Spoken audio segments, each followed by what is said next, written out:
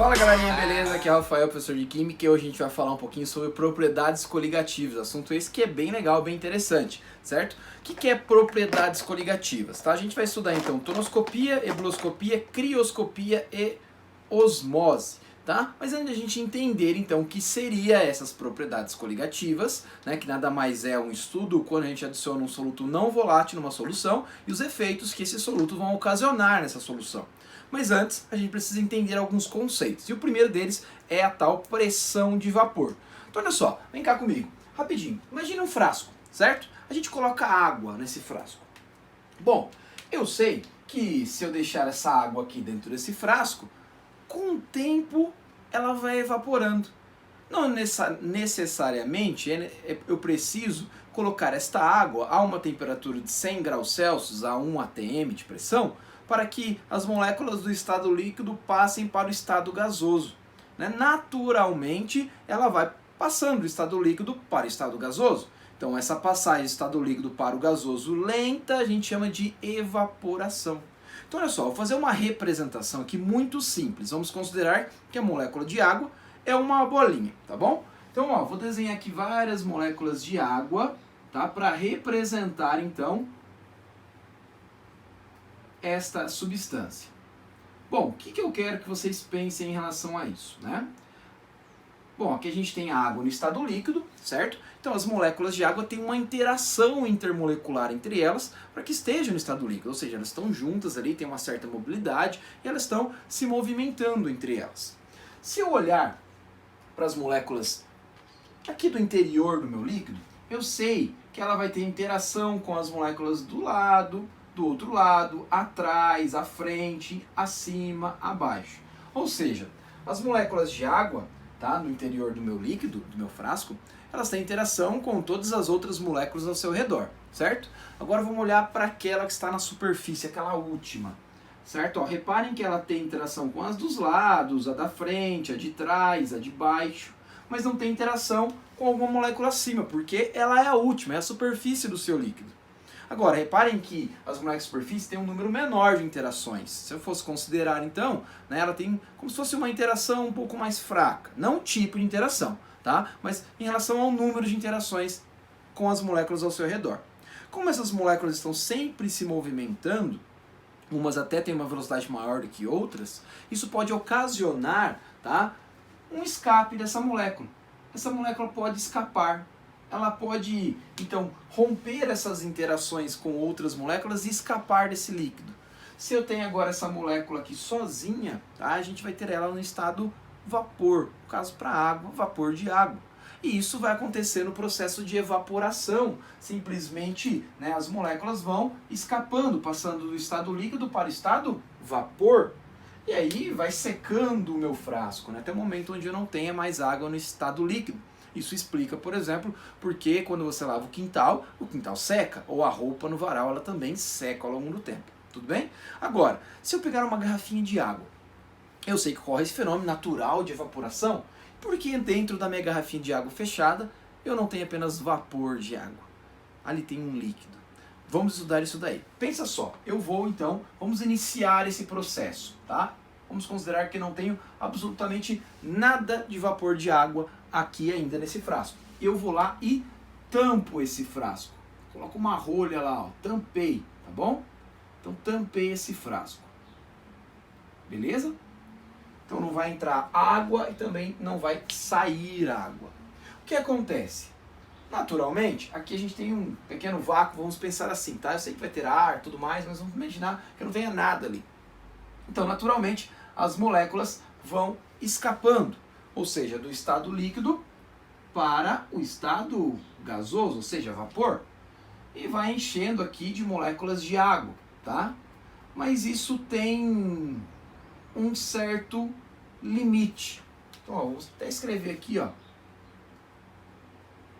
vapor, tá? Isso tem um certo limite. Por que um limite? Porque olha só, essas moléculas agora elas vão rompendo essas interações e vão escapando para o estado vapor, certo? Mas chega um momento onde esse vapor de água exerce uma pressão sobre a superfície do meu líquido suficiente para entre aspas, barrar essa evaporação. Então, nesse momento, acontece o seguinte. Então, é gerada uma pressão sobre o meu próprio líquido. Ou seja, o próprio vapor exerce uma pressão sobre o próprio líquido. E essa pressão é suficiente para barrar esse escape do estado líquido para o estado gasoso, ou seja, vapor. É nesse momento onde o meu líquido para de evaporar. Por que eu estou colocando entre aspas? Porque na verdade não para. Isso é um que a gente chama de equilíbrio dinâmico. Na verdade, o que ocorre, pessoal? Ao mesmo tempo, numa mesma velocidade que passa do estado líquido para o vapor, uma molécula de vapor pode voltar para o estado líquido. Então, na verdade, a quantidade, a concentração de vapor aqui não se altera. É o que a gente chama de equilíbrio dinâmico. Mas o importante é que o que aparenta para mim é que não evapora mais, mas na verdade a concentração não se altera praticamente.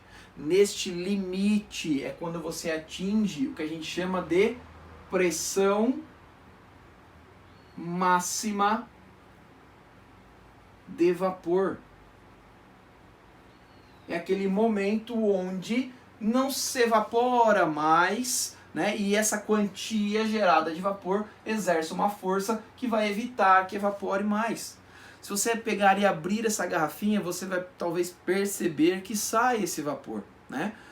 Com talvez outros líquidos com álcool. Vamos pegar o álcool como exemplo. Quando você abre o frasco de álcool, você percebe que tinha um vapor. Você consegue sentir aquele cheiro característico, né, do álcool. A própria acetona, que tem um cheiro mais forte, você vai perceber. Né? Você, quando abre, não tem só vapor lá dentro. Tem um líquido, mas uma quantia de vapor. Por quê? Porque evapora naturalmente. Só que tem um certo limite aquilo. Agora, fazendo uma comparação, né? Entendemos então o que seria essa pressão de vapor ou pressão máxima de vapor. Se eu fizer uma comparação, pessoal, pensa num frasco que contém água, outro que contém etanol e outro que contém a própria acetona, tal da propanona. Quem será que evapora, né? Quem será que evapora mais fácil? Então, olha só, se a gente pensar, né? Vamos pegar água e acetona, para ser mais fácil. Água e acetona. Se eu colocar um copo com 100 ml de água e um copo com 100 ml de acetona e voltar daqui 1 hora, 2 horas, eu vou encontrar provavelmente o copo de acetona num volume bem menor. Ou seja, a acetona evaporou muito mais. Por que ela evaporou muito mais? Né? Isso está ligado, tá? Essa questão da evaporação está ligado com interação intermolecular.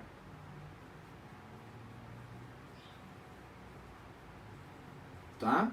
Isso está ligado com interação intermolecular. Então, se da acetona evapora muito mais do que a própria água, isso tem a ver com a interação da acetona. Ou a interação é mais fraca, ou o número de interações que está ocorrendo entre as moléculas de acetona é menor do que o número de interações que ocorrem entre as moléculas da água. Então, das duas, uma. Ou a interação é mais fraca, ou o número de interações é menor. Por que eu estou dizendo isso? Porque se a gente tiver duas substâncias que apresentam o mesmo tipo de interação, só lembrando, quais são os tipos mesmo que a gente tem? Aquele dipolo induzido, né? Temos o tal do dipolo-dipolo. Temos ligação hidrogênio. E o íon dipolo, que nesse caso a gente não vai nem citar aqui, né? Porque a gente não vai fazer essa... Pode colocar, né? Íon dipolo aqui, ó. Porque eu estou analisando só ainda o meu solvente por enquanto, tá bom? Mas lembrando que a dipolo induzida é a mais fraca, a dipolo bem mais forte, a ligação hidrogênio mais forte ainda e íon dipolo um pouquinho mais forte também, certo? Então isso tem a ver com o tipo de interação. Então, os líquidos que evaporam com mais facilidade, a gente diz que eles são mais voláteis. Então, a acetona que evapora com mais facilidade é mais volátil. Então, olha só, vamos pensar. Se a acetona evapora mais fácil porque a interação provavelmente é mais fraca, e é mais fraca, porque a acetona vai fazer um tipo de interação dipolo-dipolo, enquanto que a água vai fazer ligação hidrogênio. Então, se eu fizer uma comparação entre a acetona versus água, a água evapora menos. Então aqui, ó, a acetona, tá? Ela vai evaporar mais. Então ela é mais volátil. Mais volátil. Enquanto que a água, em comparação, é menos volátil. Evapora menos. Isso tem a ver com o tipo de interação. Que tipo de interação ocorre entre as moléculas de propanona? Do tipo dipolo-dipolo. Porque é uma molécula polar, tá? Enquanto que a água que também é polar, mas ela faz uma interação ainda mais intensa, que é a ligação hidrogênio. Então, isso já me mostra que entre as moléculas da água a interação é mais intensa, consequentemente, elas vão ter mais dificuldades de romper a interação das moléculas de superfície e passar para o estado gasoso. Agora, vamos pensar aqui em cima. Quem vai gerar mais vapor, então? A acetona ou a água? Se a água evapora menos, a quantidade de vapor é menor. Então eu posso concluir que a pressão máxima de vapor, que eu posso chamar de PV aqui, ou PMV, é menor para a água e maior para a acetona. Por que é maior para a acetona? Porque eu vou ter um número maior de moléculas. Consequentemente, o número maior de moléculas exerce uma pressão ainda maior sobre a superfície do meu líquido. Certo? Pessoal, reparem que essas comparações que eu estou fazendo aqui com vocês, né, a gente constrói a ideia da pressão de vapor, mas a pressão de vapor é importante também. Temperatura de ebulição está relativamente ligado com interação intermolecular, certo? Então, aquelas substâncias que têm uma interação mais intensa, mais forte, tá? Consequentemente, a temperatura de ebulição é maior. Então, já dá para perceber quem vai ter uma temperatura de ebulição maior, acetona ou água? A água. Certo? E olha só, a pressão, tá? Não só a temperatura, a pressão também influencia nessa... Na verdade, a pressão influencia na própria temperatura de ebulição. Então, para a água é 100, mas isso ao nível do mar, a 1 atm. E se eu mudar a pressão? Altera esse valor, né, de temperatura de ebulição. Então, por isso a gente tem que ficar atento em relação à pressão também. Então, olha só, tem um gráfico aqui, que no caso, né, eu montei ele e o exemplo é para a água. Então, aqui o exemplo aqui é a água, tá? H2O puro. E a gente vai ter um gráfico que a gente vai relacionar pressão e temperatura. Mas antes da gente mostrar esse gráfico, pensa só comigo. Imagina só, né, você vai subir no alto de uma montanha, a pressão vai diminuindo, certo? Então, imagina aqui em cima do seu frasco aberto agora. Seu frasco está aberto, vou até apagar aqui, ó. Imagina o seu frasco aberto. O que acontece, pessoal? A pressão, né, claro, não vai ser o do seu vapor. Por quê? Porque o seu vapor vai se perder, né, para a atmosfera, enfim. Então a pressão que existe sobre a superfície, agora, deixa eu apagar tudo isso aqui, essa parte aqui de cima. A pressão existente em cima do meu líquido, a superfície do líquido, tá? É em relação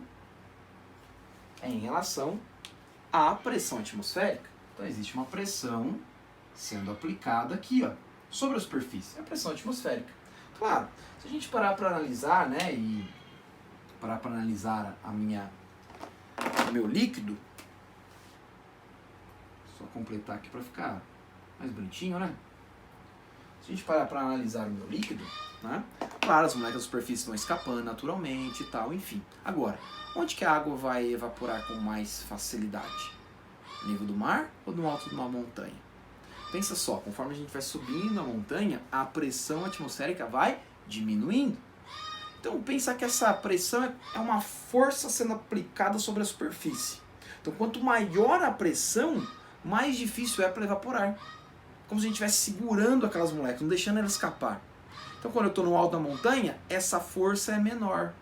O que acontece, então, é que as moléculas de água têm uma facilidade maior de passar do estado líquido para o estado gasoso. Então, vai evaporar com mais facilidade. Se eu pensar em relação à temperatura de ebulição, ou seja, ebulição é aquele processo do líquido para o gasoso, mas de maneira rápida, né?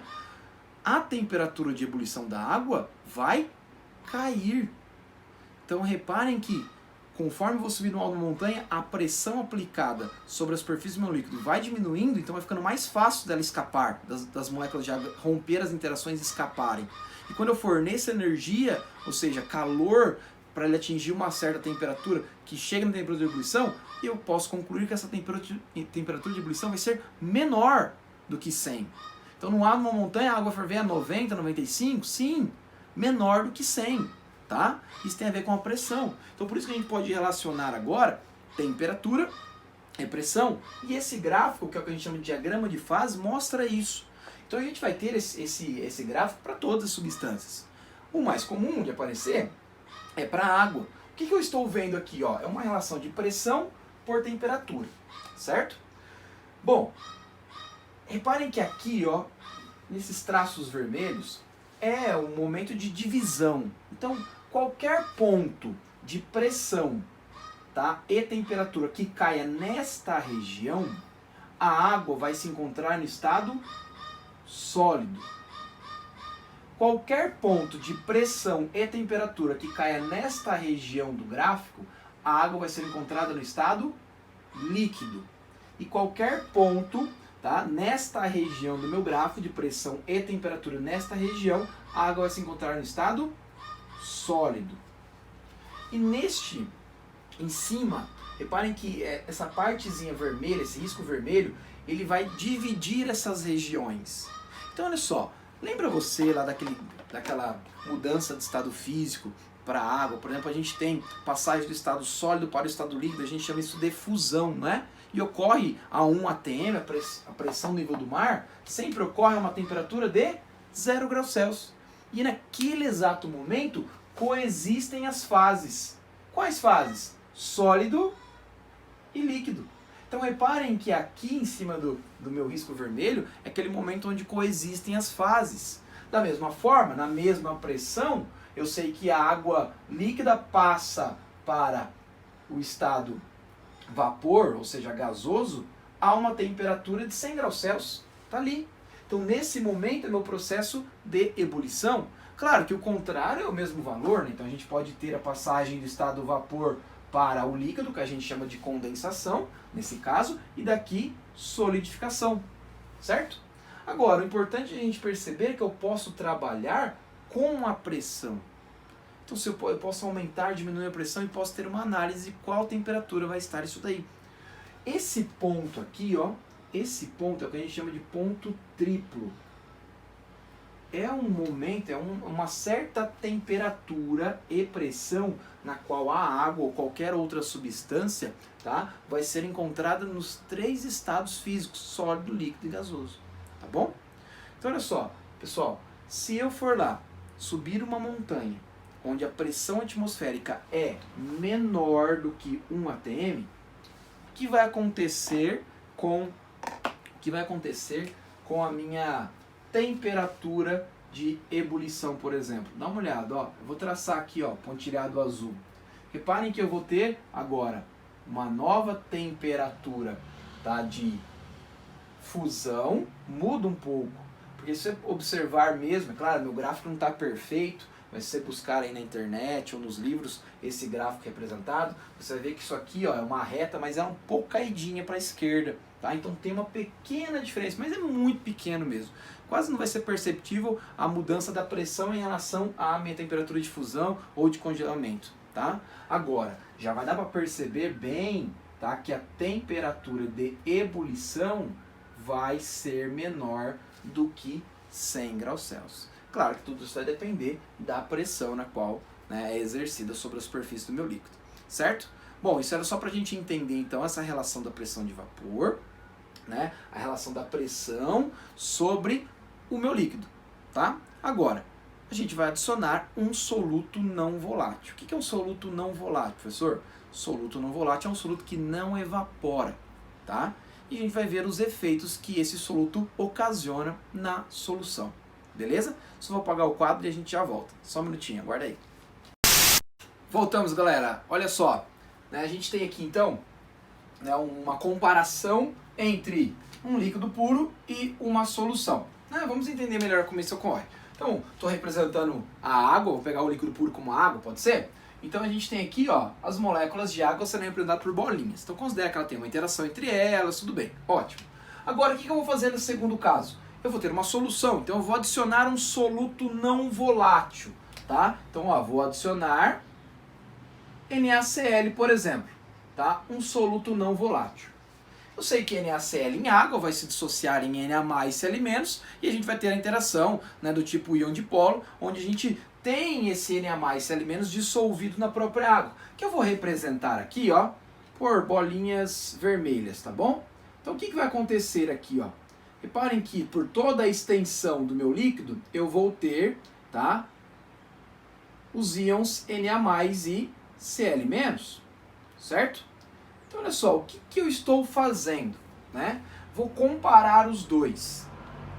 Quando eu adiciono um soluto não volátil, eu acabo aumentando o número de interações devido à adição desse soluto. Então, como esse soluto se dissolve no meu solvente, aqui eu vou ter um número maior de interações em comparação ao primeiro caso, certo? Então, olha só, aqui eu tenho um menor número de interações,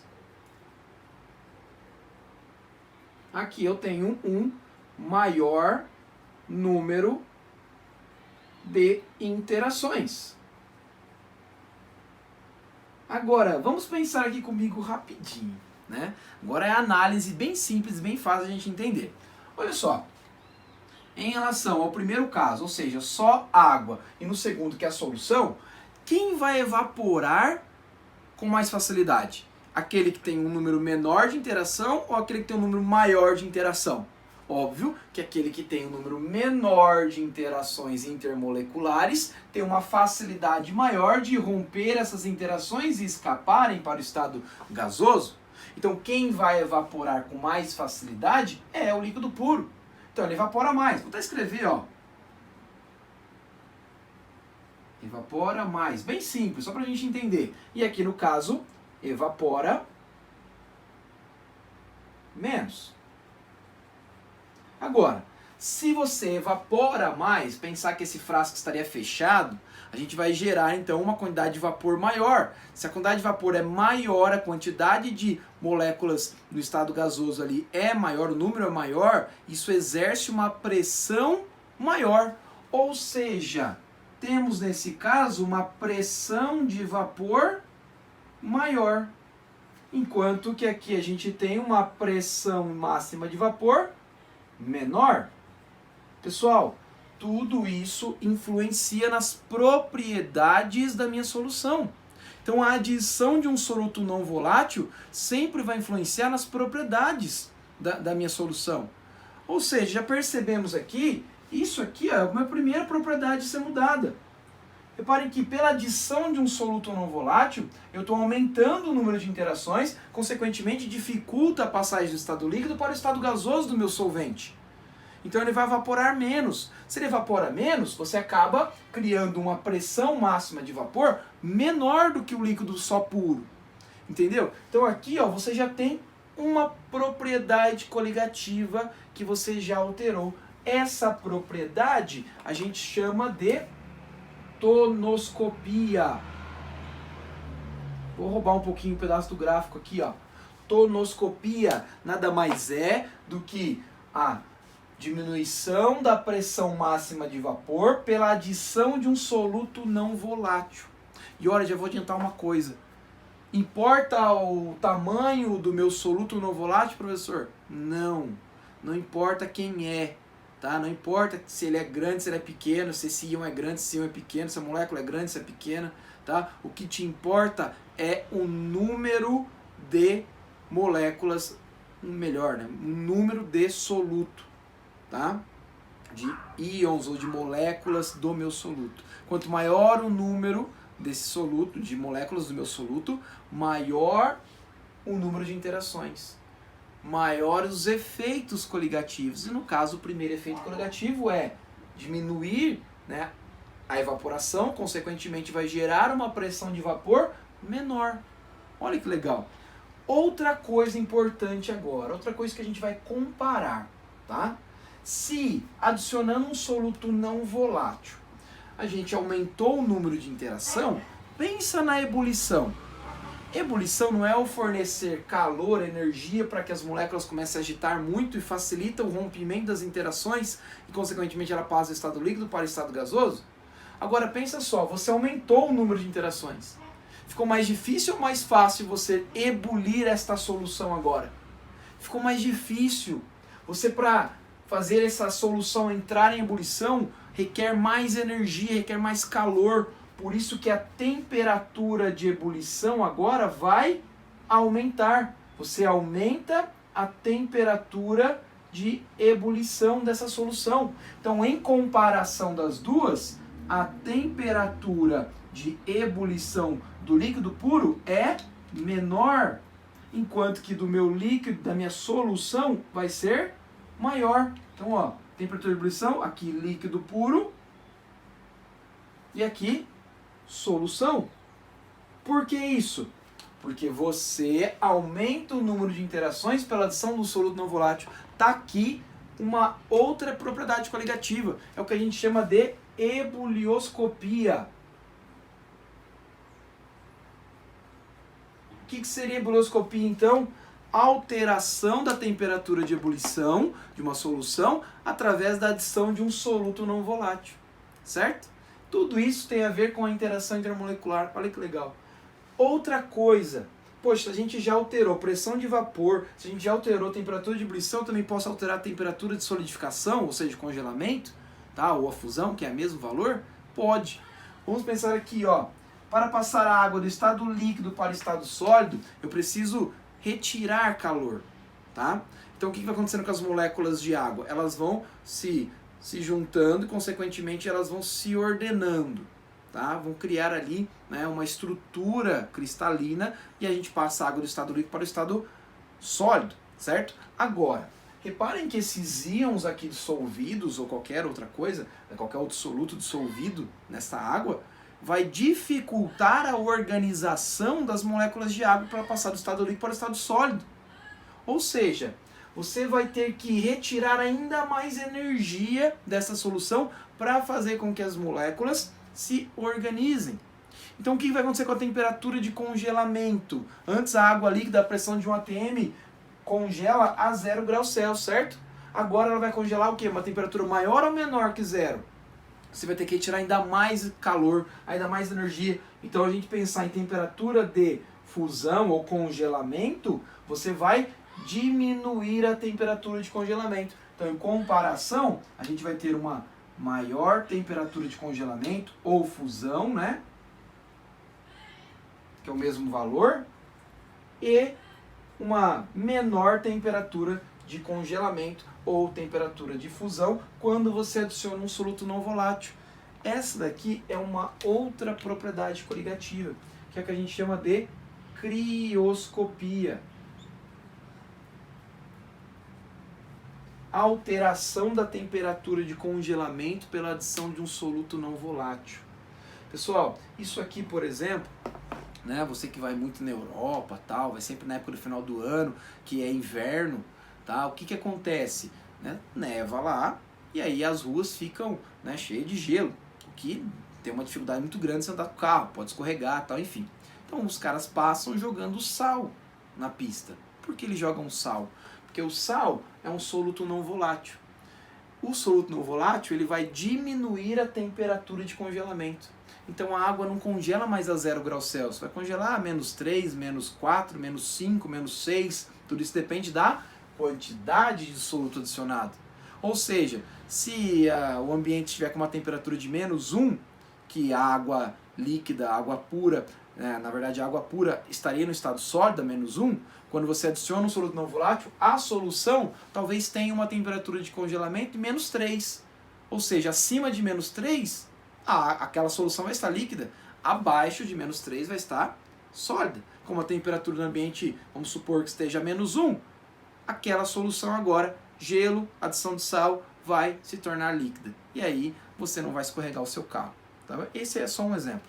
Vamos olhar para o gráfico novamente. Essa parte em vermelho é para minha água pura. Tá aqui, ó. Água pura, beleza?